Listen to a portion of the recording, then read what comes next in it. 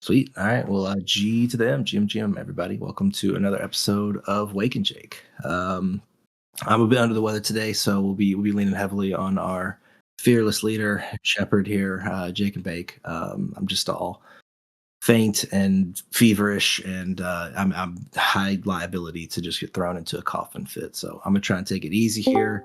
Um, but definitely excited to at least get the show going and scope out the rest of the week and see how everything's looking. So appreciate the patience and Jake, the understanding and stuff. So without further ado, man, how's it going, brother? How was your weekend? How was the week? Yeah, good weekend. Went to a Detroit Tigers game, even though they lost, unfortunately, but it was still fun. Um, yeah, football's back, so no complaints here.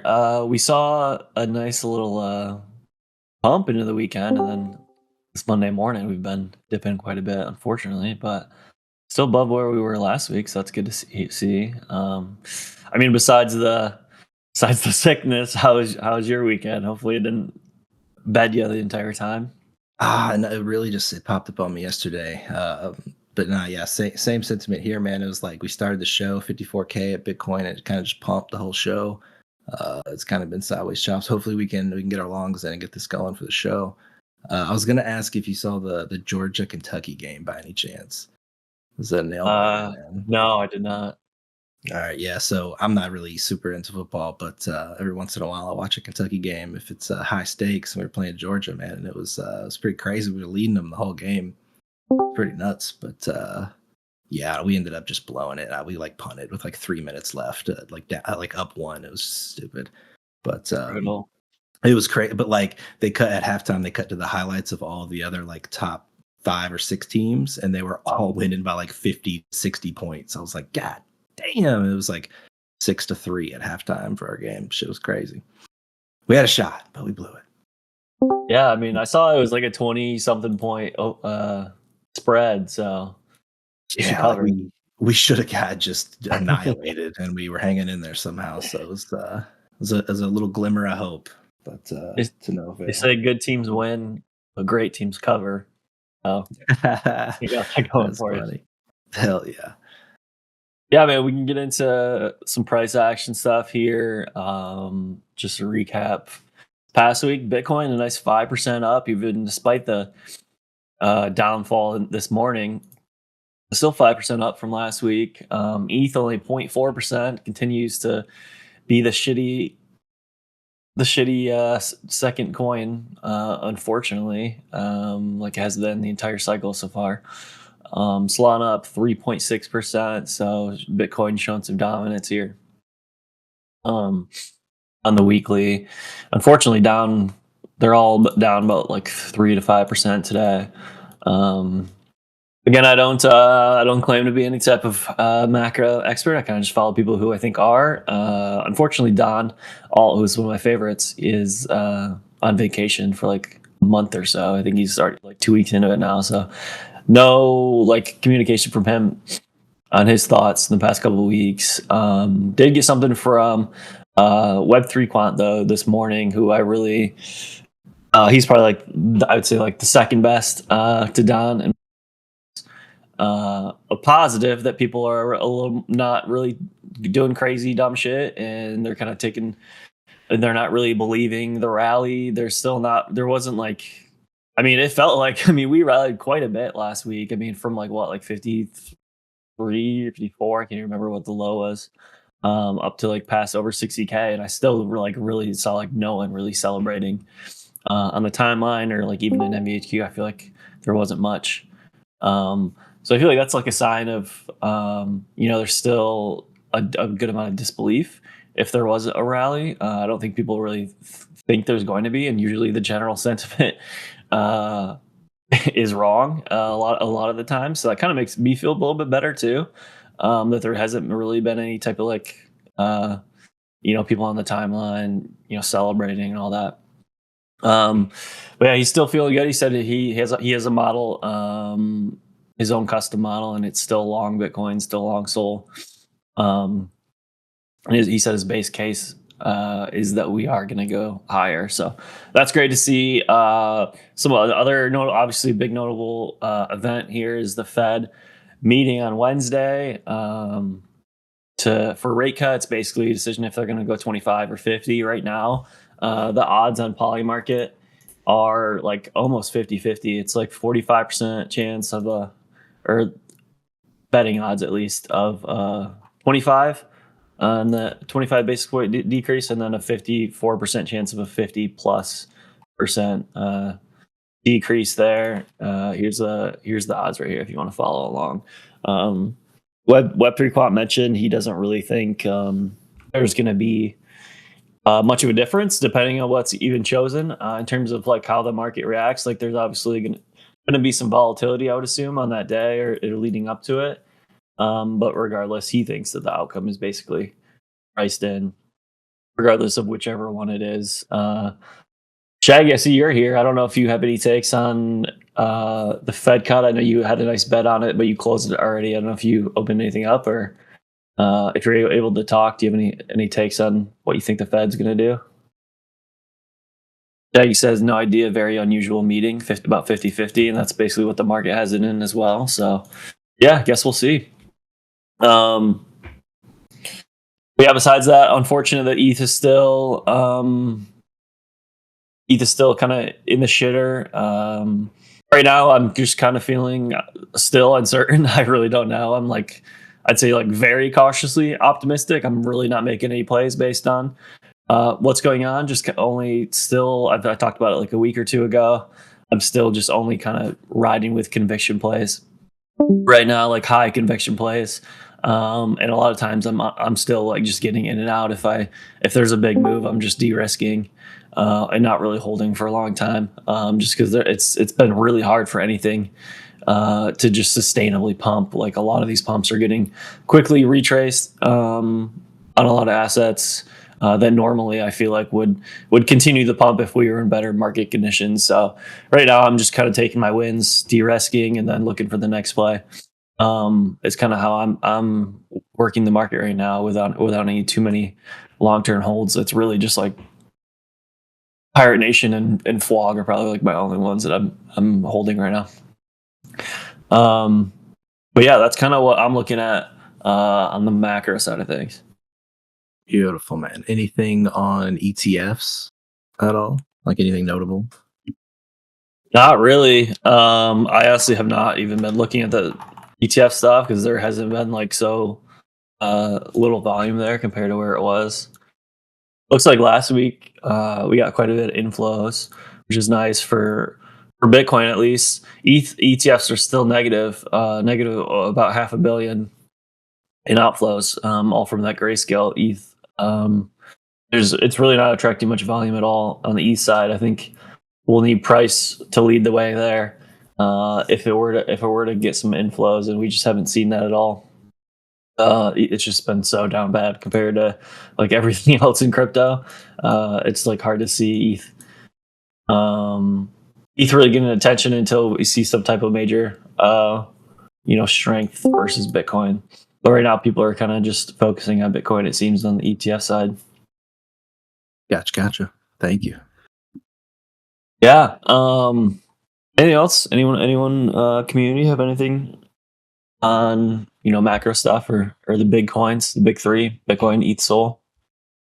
It is not macro, but I did want to shout out quickly, Jake. If you were farming YOLO for Moon or Doom, or just farming it in general during the Blast TGE, there's like pretty solid portion of rakeback available. I don't know if people already claimed it. I thought I had claimed all of my rakebacks through announcements, but I just checked this morning and had like an ETH to claim. So just wanted to shout that out. If anyone's in the same boat where they just were claiming YOLO tokens for a while and just kind of haven't been on Blast in weeks, there could be a nice little stimmy there for you in YOLO. So check it out.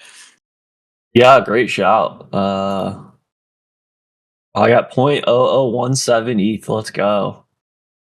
There you go. It's $4. Sweet. Yeah, great shout out. Here's the link, by the way. I'll post it in voice hangout chat. Yeah, they must have just been doing rakebacks for a while, but I thought they just like ended about a month or so ago. So I guess some of them accumulated. It looks like I never claimed their S1 airdrop as well. Cool. Love the shouts. While we're doing them, there's also JD pointed out. I think I forgot who originally posted in like time sensitive as well, but there's an Alphabot points claim as well. I think you got to do that by October 8th. It looks like. So if you use Alphabot at all for all those, NFT whitelists and all that, make sure to claim your points. Hopefully, get a little airdrop. Stay me. We'll see. You do so before October 8th there.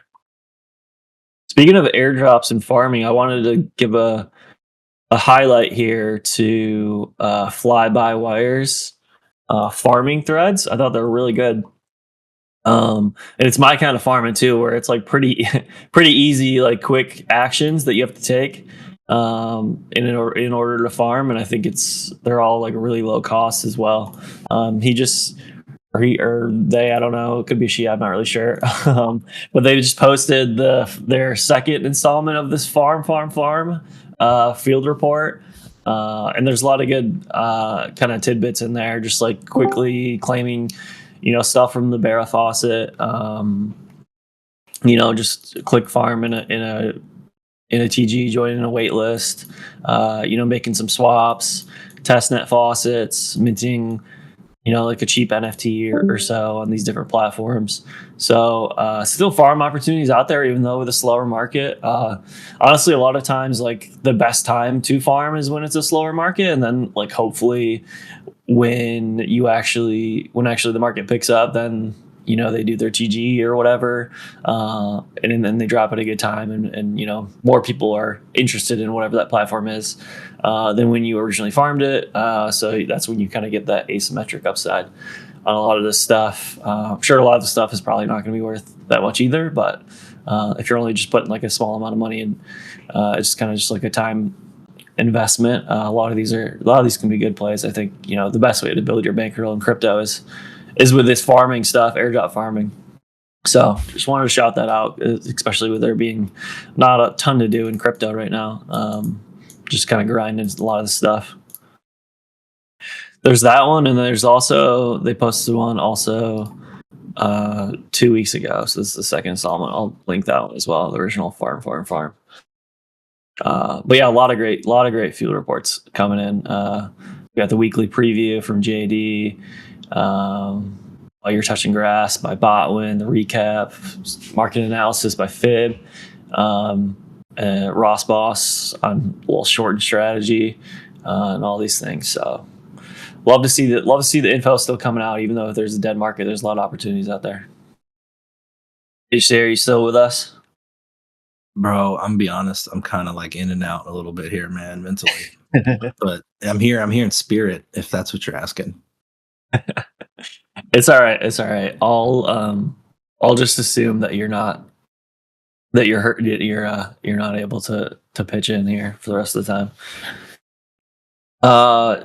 Yeah. So I'll probably do a lighter show then, just because there's also just not as much to talk about this week.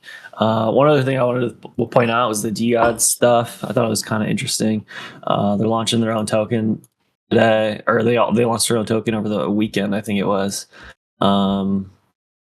It's called DGOD as well, and you basically can redeem NFT for the coin. So just want to point that out. If anyone has any DGOD assets, there might be some arbitrage opportunity. I haven't compared the price. It might have got arbed out already by now, but it seems like it's supposed to just kind of like keep the holders and everyone in the ecosystem happy. It's kind of like it's kind of similar to like, it's like their own version of the ERC 404 or whatever, but it's just a separate token, given that you can kind of redeem the odds, and I think you can redeem the actual coin back for like a floor DGOD as well.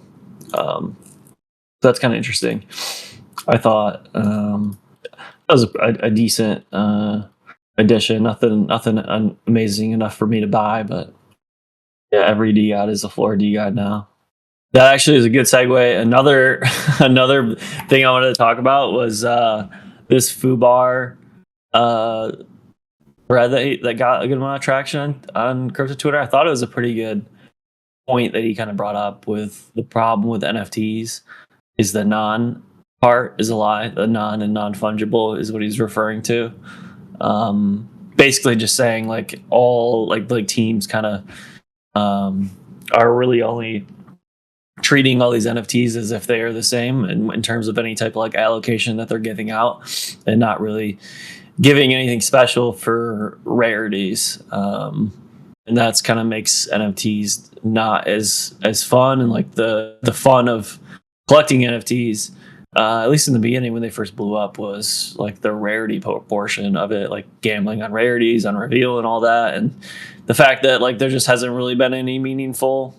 There's been a couple isolated cases, but for the most part, there hasn't really been any meaningful differentiation or in terms of or like tiered benefits, I should say, from teams for these rarities. So they've kind of just like have like lost a lot of their importance, which also has kind of like lost the appeal of NFTs as well, as kind of what the thread was talking about. But I just thought it was an interesting talking point. I was curious if anyone had any thoughts here on this stuff, or if they agree, disagree.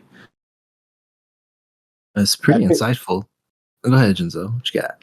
No, I was just gonna say, couldn't you wait an extra day before dropping that banger, man? The fantasy top lines are about to lock. I think Moonbirds tried it, right? And it just didn't go well. Didn't they try to like give specific rewards for like the traits you had? Damn, I can't think of a good example where a collection rewarded people based on rarity. It's a good call. Yeah, I totally agree with that, and your sentiment as well, Jake. Like, I just can't think of anything. To THC's point, I think Moonbirds was going to, and then there's a lot of things that they didn't do. But even like apes and stuff with the airdrop, I'm pretty sure it was random who got the Mega Mutant Serum versus the standard serum back in the day. So yeah, we've never really seen a collection where there's truly an advantage for the rarities. It's always been just kind of about that flex factor. Captains is a good call, yeah. Yeah, what did they do? It was a bigger allocations. Exactly. Yeah, that's like the bare minimum you could do, I would think. Pixelmon, that's a good one too, yeah.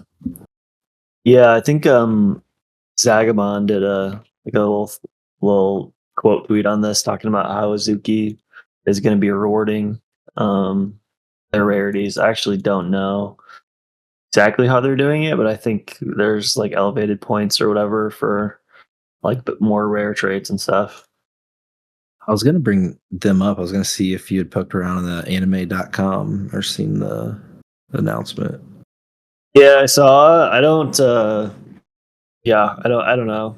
I don't follow like any anime stuff, so it doesn't really like, I don't really have a take here. It's just sort of like not my area of expertise at all by any means. I don't watch like any anime, so. Gotcha. Yeah, I guess I'd consider myself an anime nerd, but I saw them just getting roasted on the timeline. The website looked cool. It looked good. You know, it's a good domain, a great domain. Probably cost them about $1 million.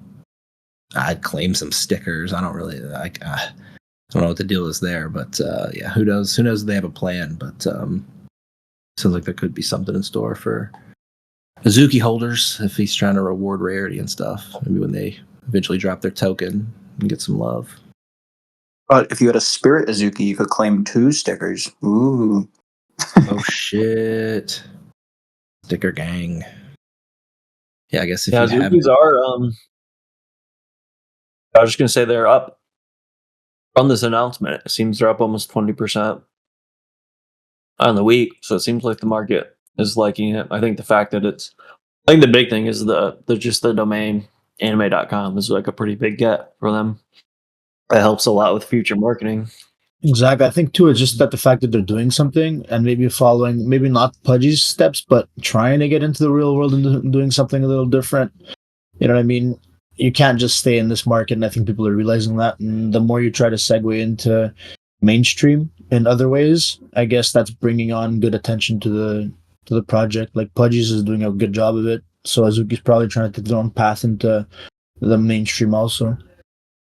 Yeah, I guess I don't see the angle of how they're gonna make money off this. Seems like a money pit, just because anime, like the state of anime right now, is like industry is so predatory and like studios blow up all the time and it's just monopolistic. So it seems like you would have to spend a fortune to get an anime made. You know what I mean? Like they're not just going to turn into an anime studio and start pumping stuff out, I wouldn't think. But I don't know. It seems like, yeah, they'd be spending more money than they'd be making if they want to start pumping out I don't know. animes. Are they trying to become like a studio, or are they also trying to just like become a Netflix where they have a bunch of different animes on their platform? Like, do we know anything about that, or it's still kind of in the shadows? It's just in the shadows. All they're saying is a new way to anime, and everyone's like, "What? why do we need a new way? What is the new way?" Like, there's just it's nothing. Yeah, so we'll see. And yeah, I'm not really in the ecosystem anymore just because it's like I don't feel good about. Maybe that path works, but I just don't. I don't have like any expertise in the anime domain to really follow anymore. But hopefully for their holders and NFTs in general, I think if any NFTs break out into more mainstream, I think that's good in general for the ecosystem with how down bad it's been and how kind of small it is now compared to where it used to be. Yeah, for sure. I will say, I guess the other side of that is anime is kind of like peak cultural relevance, or at least in the West, that it's ever been. Like, it's like cool now to watch anime, and like it very much was not 10 years ago, 15 years ago. So like, yeah, maybe there is some money to be made. I don't know, but I think those were the sort of like inflammatory tweets I was seeing towards it. Was like, don't try to take money from anime fans now. You know what I mean? Like, just wring all the NFT people dry and then like go and just cash grab something else, was kind of the sentiment I was seeing on Twitter. Yeah, I feel like this. I get it. Everybody's so skeptical these days in this market, but it feels like anytime someone tries to do something different, they get attacked in the space. It's crazy. Like D-Gods, I don't agree with what they did either. Probably not 100% agree, but I mean, the guy's trying something. He's been jumping from one opportunity to another and messing them all up along the way. But it just feels like anytime someone tries to try something, they just get absolutely destroyed these days on the timeline. Like I don't know, like. We see through the bullshit. That's probably it too, right? So we just attack it as soon as we see it now. We're not as gullible as we were 2 years ago, but it's just so hard for them to do anything these days. It could be anything at all, and they'll get attacked for it. Yeah, I think part of it is probably we're making up for our ignorance before, right? We're asking the questions that we should have asked the last time around, and there's not clear answers for a lot of those questions. So people are just skeptical on everything, any sort of innovation. I mean, going off of that, like, I know just in 2021 when NFTs were at their peak, a lot of the sentiment was these are going to be billion-dollar companies. This is like a new revolution of how people can invest early on these giants. And I mean, you just haven't seen anyone deliver something that looks like a company. They were when there was just a bull run and they could, continue to drop derivatives and raise money that way. But I think a lot of it also is just like Moonbirds. They had Kevin Rose, who was supposed to be, here's a guy who can manage billions of dollars of funds and spin up a business quickly. There's Doodles with like, major brand tie-ins, and then Bored Apes, obviously, just they're going to make this whole game. It's going to all come into fruition. And just the fact that you haven't seen a single person really execute, I think it just kind of eliminates that speculation of, I'm going to be getting into something that's going to be huge and justify like a 5 to 6 figure valuation on some NFTs. So we'll see. I mean, I think if it was just from the get marketed as this is a rare collectible and you can flex it like you would a high piece of jewelry or fashion or something, maybe it would be different. But I think there's still just like waiting for someone to actually hit the benchmark of, they're a net revenue company, they're making money and they're delivering that to shareholders. The value has to go up.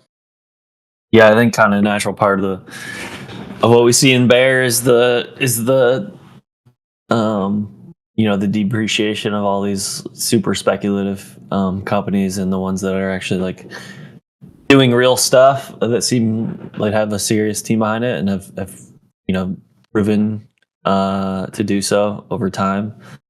usually are ones that win out. And, if they last, then hopefully, that's a nice comeback once the market gets better. But we shall see. Usually the best bets are stuff that launches when the market is already down. So there's the bigger asymmetric upside from getting in early when people didn't believe yet. But yeah, like I said, might be a shorter one today because I don't really have much else to talk about. There's not too much going on in the market right now. We're having a lot of fun over in DFS and betting chat. If you guys want to join us there, if anyone's big NFL fans. Yeah, but outside of that action right now, we're kind of just waiting. Hopefully after this, rate cut and all this, the uncertainty's gone about what happens with it. We can see some nice price appreciation. But until then, kind of just sitting on hands and just taking the best plays. Yeah, I've been seeing these DFS success posts over the past 30 days, man. It's pretty crazy. I mean, mostly Relic, but it's pretty crazy in there. Yeah, it's all Relic. I did just get I just started using SaberSim too, so hopefully I can get to his level. Like he's giving me some tips on it, so that's one of the tools you can use to build lineups and stuff. So hopefully, bro, we get to his level. He's just a monster, though. Yeah, shout out Relic. He just won a qualifier ticket to like the Fantasy Football World Championship, which I think is like an in-person event for DraftKings, and the ticket itself has like an EV of $75,000. So pretty big time. But he can obviously win a lot more than that if he does well in that tournament. Yeah, top prize is 2.5 mil for one of the events. They have two events. The top prize for the day event is 2.5 mil. The lowest you can win is 20K. So just by being there, you made 20K. And then there's a night event where I think the top prize is 500K and the lowest is 10K. And everybody's paid basically in those events, I think.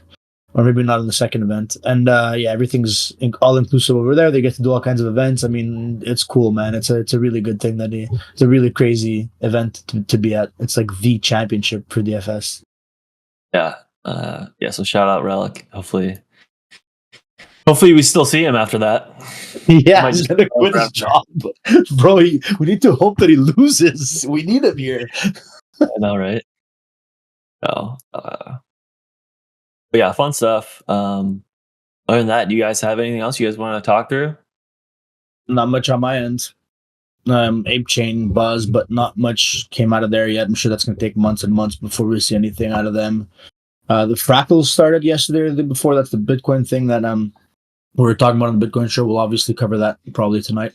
And that's it. Not much else for me. I did want to go ahead. Yeah, go ahead, Ross. If you want to do that. Yeah, I was going to say we're going to cancel Boss Dogs for today. WAF is going to be out of town, so not too much comments. If anyone wants to talk about fractals, now would be a great time. But otherwise, we will see you guys regularly scheduled time next week. You want to give us the 2-minute rundown since you probably know more? I don't know much about it. I just know that it started not too long ago. Yeah, I definitely need WAF to chime in. I haven't been doing a whole lot, but essentially fractal Bitcoins were airdropped to a lot of people. Believe some collections went live. From what I've heard just from people who were using it, they weren't a huge fan of it. So it looks like we might have a similar situation to Runes where there's a new tech, but there's just not a big infrastructure built out to it. Let me quickly just see what the price of frac is right now, just to see what market sentiment is. But I haven't personally done a whole ton of trading on it. We saw that with Merlin Chain too. It feels like anything like, let's say, quote unquote, innovative that comes out from the Bitcoin side just gets completely destroyed. Yeah. It's still at about $26 a token. So I think its peak was like 32. So it's still holding in there. But yeah, this is supposed to be a new network. It's technically not even like on Bitcoin. It's just called Fractal Bitcoin, but it's its own token and currency. So definitely wait till next week. I'm sure after some time passes, we'll have a better sense of the market. And WAF is really just like fully dove into that ecosystem. So he'll have a good, baseline for us to understand what's going on. Thank you, Russ. Awesome. Well, appreciate you fellas jumping in, sharing a little bit, and Jake kind of bearing the load here as I'm just moaning and groaning, slumped over in my chair. If we don't have anything else, I guess we can go ahead and just call it here. But if anybody has any other topics, good time. Slideshow. Got plenty of time. Go to rest here. up, bro. Go rest up, THC. It's all good. We did good today, bro. We did it. Crawled across the We did finish it. line. Made it. We Yeah. made it. Fuck yeah. Don't Yeah, forget bro. to lock your lines. Fantasy top locks in 25 minutes. Get that done if you haven't done it yet. Ciao. Awesome. Cool. Yeah. Thank you guys. Appreciate you guys coming in, chipping into the combo. THC, thanks for bearing through. You're champion. Get some rest for sure. We need you back and healthy. Yes, sir. I'm gonna get on it first thing. Yeah. Parting words. Cautiously, very cautiously optimistic. We'll see what happens. A lot of caution, but we are optimistic, but cautiously again. Okay. So thanks, y'all. We'll be around today anyway if we still want to chat up. But for the show, we can end it here. Appreciate you guys coming out. Thanks, everybody.